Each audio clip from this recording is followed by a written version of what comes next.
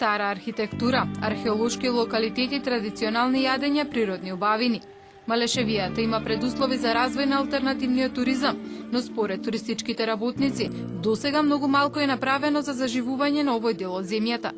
Развојот на алтернативниот туризам општините од источниот дел го гледаат преку Европската велосипедска патека Железна завеса. Патеката е долга околу 7000 километри, а дел од неа или околу 100 километри поминува и низ источниот регион на Македонија.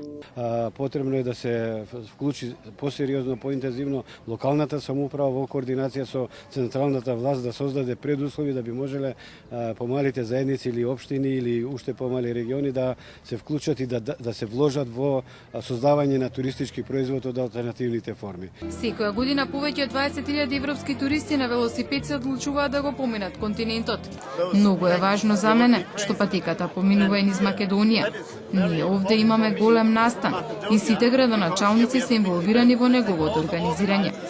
Јас се надевам дека за неколку години кога ќе се вратам тука да го инаугурирам македонскиот дел од Железната завеса, патеката ќе биде означена со патокази и изградена во пријателски велосипедски манири.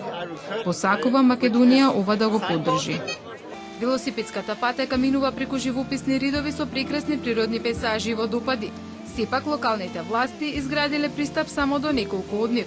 Овој водопад е со висина од околу 15 метри и еден од 9 водопади на притоката на реката Брегалница во местноста Рамна река. Со својата живописност привлекува голем број туристи преку целата година.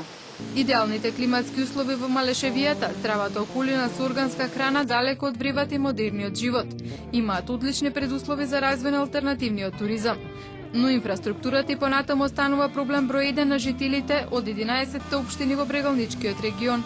Ова е заклучокот од конференцијата која викендов се одржа во Делчево.